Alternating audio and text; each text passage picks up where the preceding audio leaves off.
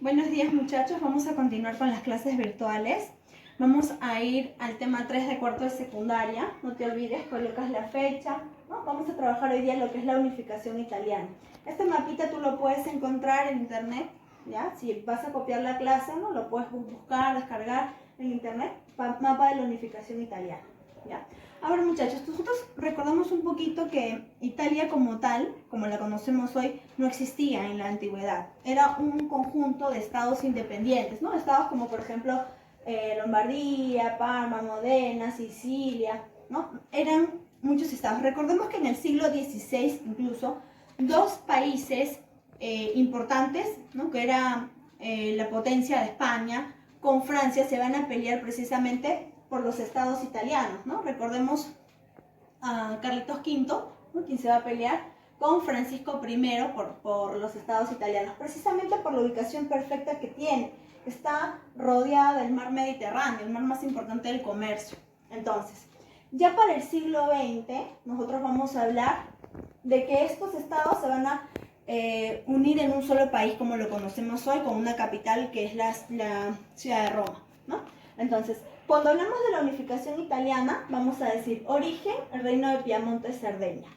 Ellos, este reino de aquí que lo hemos marcado de moradito e incluso lo hemos marcado también aquí en tu mapa, ya, son los que van a liderar la unificación italiana, son los que van a promover la unificación italiana.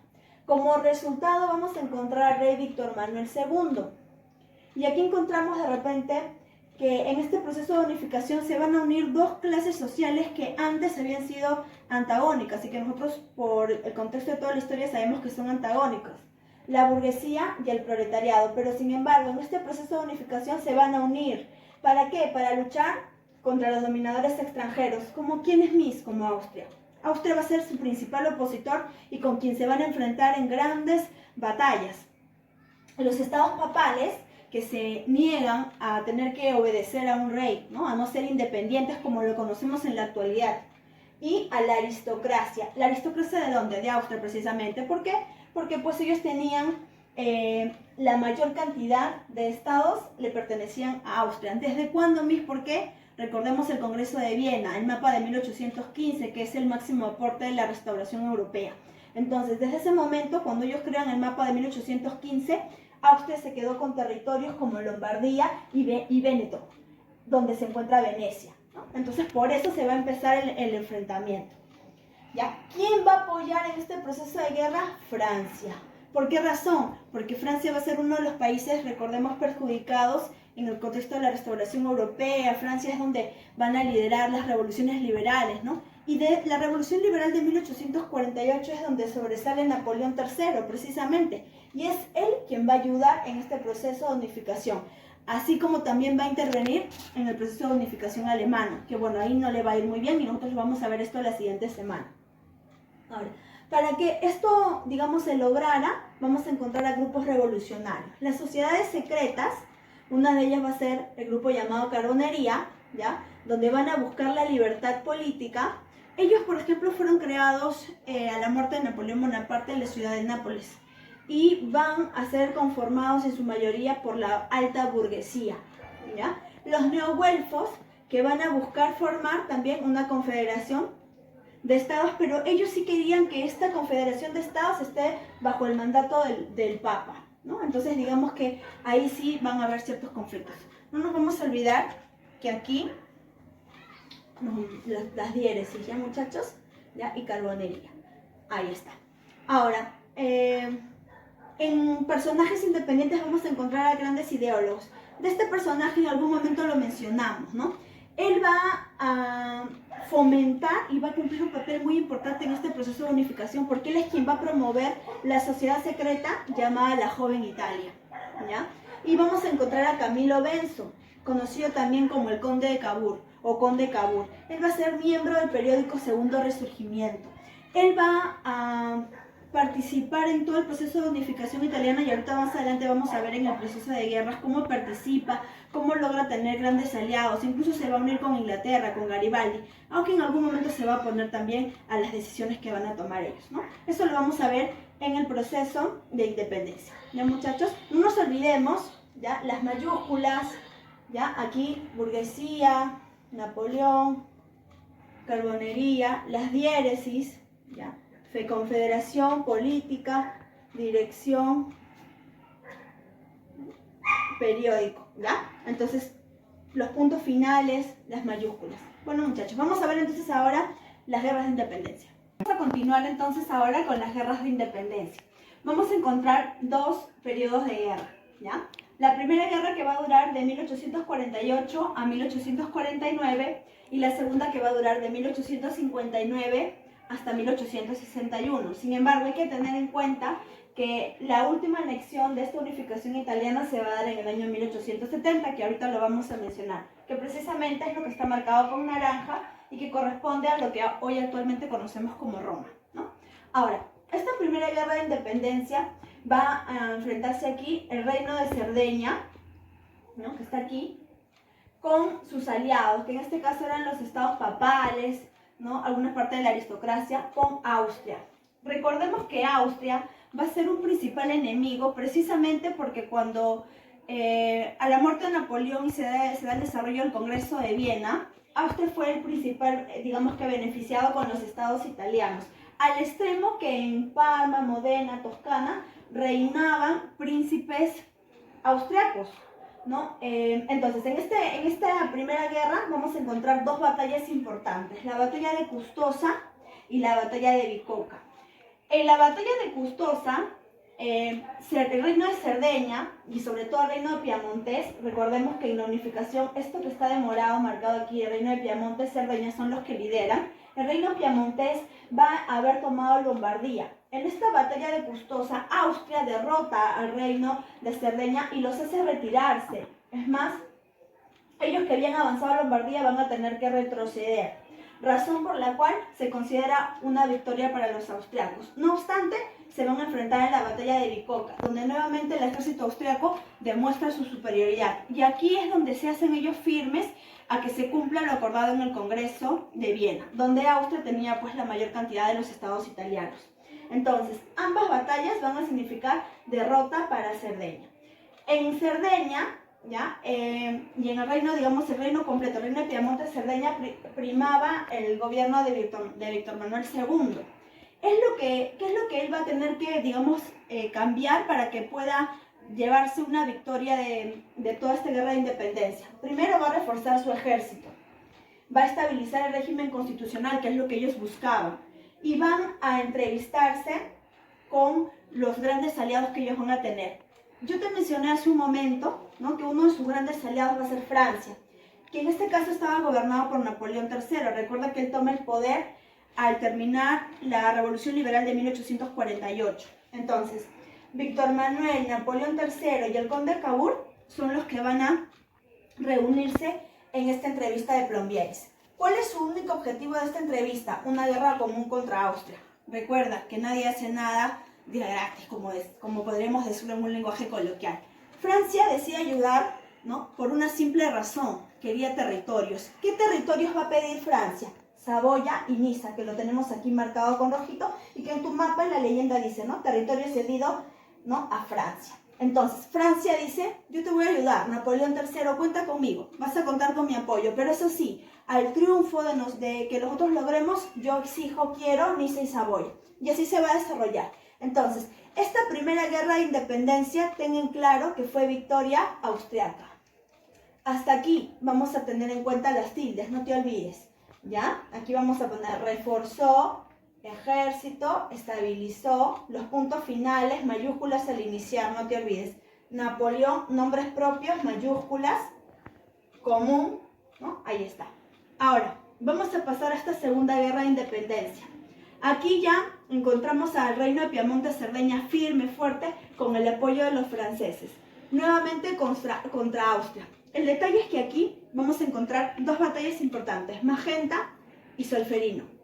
De estas dos batallas, ¿ya?, vamos a encontrar que en ambas Austria va a ser derrotado. ¿Qué es lo que sucedió? ¿Qué es lo que pasó? Ellos van a tratar, digamos, de invadir, ¿no?, el territorio de Lombardía, aquí Parma, ¿no? Y aquí es donde Austria va a querer luchar contra todo por retener el territorio de Veneto. ¿no? Donde se encuentra Venecia, que hoy recordemos que es una de las ciudades más bellas de Italia. Entonces, en la batalla de Solferino se considera que esta va a ser la batalla más importante y sobre todo la más sangrienta de esta guerra de independencia, de este periodo de unificación italiana. ¿Por qué? Va a durar 9 horas, ¿no? Sin, digamos que, detenerse, sin parar, en pleno enfrentamiento. En esta batalla vamos a encontrar incluso que sobresale un personaje llamado Henry Dunant. Este personaje va a recibir el premio Nobel a la Paz y va a crear lo que se considera la primera Cruz Roja, ¿no? ¿Por qué? Porque él observó todos los heridos y los muertos que van a tener aquí. Esta derrota de la batalla de Solferino va a obligar a los austriacos a firmar la paz de Zúrich. No le quedaba otro remedio, estaba derrotada. Así que firma la paz de Zúrich, pero eso sí, entrega Lombardía, pero considera y va a mantener bajo su territorio a Venecia, ¿no? Solamente cede Lombardía. Esta es obligada, digamos, a entregar el territorio. Entonces, el conde Cavour, que era, digamos, la mano derecha de Víctor Manuel, una persona en cual el rey Víctor Manuel confiaba mucho, va a dejarlo, pues, no a cargo y va a buscar apoyo en uno de los países que es considerada la potencia. Recordemos, este país es la potencia desde el siglo XVIII. Estamos hablando de Inglaterra, de Gran Bretaña. Así que se van a reunir y van a, pues, a buscar la forma de hacer fuerte sus ejércitos y poder lograr la unificación italiana. En Gran Bretaña surge un personaje conocido como Garibaldi, ¿ya? Que lo vamos a mencionar ahorita aquí abajo. Esta alianza va a permitir que al hacerse fuerte, el reino de Piamonte y Cerdeña anexe estos tres: Modena, Parma y Toscana. Pero no menciona que se encontraban príncipes austriacos, sí, pues, pero es una derrota. Ellos, mediante un plebiscito, ya van a anexarse al reino de Piamonte y Cerdeña. Entonces ya tenían Piamonte, Lombardía, Parma, Modena, Toscana, ¿no? Y Cerdeña. ¿Qué cosa faltaba? Las dos Sicilias, los estados papales, la isla de Sicilia. Eso es lo que faltaba. Y digamos que por eso es que la guerra no va a parar ahí, ¿no? Entonces, al firmar esto, Francia ahora sí dice, no, hemos ganado. Reclama lo suyo. Y mediante el Tratado de Turín, Francia va a anexar Niza y Saboya. En la actualidad, en el mapa de Francia, tenemos que el territorio de Francia o el país de Francia tiene dentro de sus territorios a Niza y Saboya, ¿no? Ganados, recuerda, para que tú tengas por cultura general, estos territorios han sido anexados y ganados con el periodo de la unificación italiana. Y tenemos en cuenta algo también importante. Paralelo a esta unificación italiana se estaba dando la unificación de Alemania, ¿ya? Entonces, digamos que en la unificación alemana, que la vamos a ver la siguiente semana, el estado que más, digamos que lidera, así como aquí es Piamonte, Cerdeña, en el caso de ellos va a ser Prusia. Y Prusia también va a tener una participación importante aquí. Sigamos viendo entonces, mira. Al anexar esto y al Francia reclamar su parte, Niza y Saboya, entonces ahora sí, Garibaldi va a tener una participación muy importante en esta guerra. Aquí vamos a encontrar la campaña de Garibaldi, donde el rey Víctor Manuel y Garibaldi se reúnen. Tú preguntarás, Missy, el conde Cavour va a ayudar, incluso va a estar de acuerdo con Garibaldi en muchas cosas, pero cuando ya se van a la radicalización, digamos que a la violencia, al extremo, ¿no? Cavour va a hacerse a un lado. ¿Ya? Va a ser un personaje, no te olvides, muy importante, pero que en algún momento, ¿no? En este momento de aquí, ¿no? Se hace a un lado porque no está de acuerdo con la radicalización. Incluso antes de fallecer, sus últimas palabras va a decir, ¿no? Italia ya está hecha.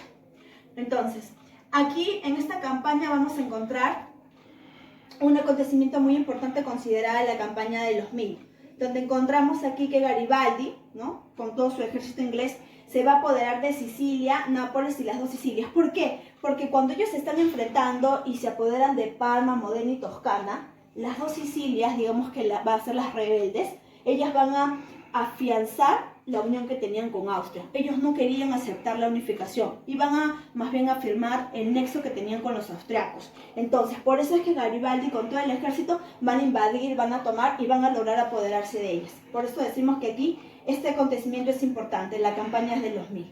Entonces, ya para el año 1861, donde termina esta segunda guerra de independencia, vamos a encontrar que el Parlamento de Turín va a proclamar la creación del Reino de Italia, porque ya lo tenían todo. las dos Sicilias, con la isla de Sicilia, Toscana, Modena, Parma, Lombardía, Piamonte, ¿ya? Ahora, hasta aquí tenían, digamos que todo. Por eso es que se proclama, pero falta Venecia, ¿no? Y faltan los estados papales. Vamos a ver aquí. Entonces, al proclamar en el año 1861 la unificación de Italia, se considera y se nombra como único rey a Víctor Manuel II. Un dato que no te puedes olvidar y que tienes que tener en cuenta. Entonces, ya tenemos una unificación con un rey, ¿no? Falta Venecia. Claro, para Venecia, aquí vamos a encontrar la participación de los prusianos. Recordemos que Prusia es una potencia que va a surgir en el siglo XVIII, una nueva monarquía, ¿no? Entonces, y los prusianos se destacaban precisamente por ser grandes militares. Y va a ser, pues, el estado más importante y más poderoso de la unificación italiana. En Prusia encontramos, por ejemplo, lo que hoy es la capital de Alemania, ¿no? Berlín. Ahora, Prusia se va a unir con los italianos, ¿no? Y van a luchar contra Austria. En este enfrentamiento van a firmar un pacto y un tratado en el año 1866, donde Venecia va a pasar a ser parte de los estados italianos de lo que ya es el país de Italia. Entonces ya tenemos, mira, vamos a retomar aquí. 1859 anexan Lombardía. ¿Cuándo, Miss? ¿Cuándo? Aquí, ¿no? Por la derrota de la batalla de Solferino. 1860 van a anexar las dos Sicilias, ¿no? El reino de las dos Sicilias, que lo tenemos aquí, que precisamente es gracias a la campaña de Garibaldi. 1866 tenemos a Venecia con la ayuda de Prusia, ¿no? Ahora, 1870, ¿qué es lo que sucede? Ya tenían ellos todo, ¿no? Todo esto de aquí ya eran los estados italianos, pero y entonces el problema era que dentro de estos territorios faltaban los estados papales, que tú puedes decir, Miss, en la actualidad son países independientes, es un estado independiente, claro, pero esto se va a dar en el siglo XX, ya cuando era Mussolini, ¿no? Firme con la iglesia. Pero en aquel entonces, pues, ellos van a apoderarse, van a invadir el territorio y van a apoderarse de Roma. Escucha bien, Roma va a ser el último territorio anexado dentro de la unificación italiana.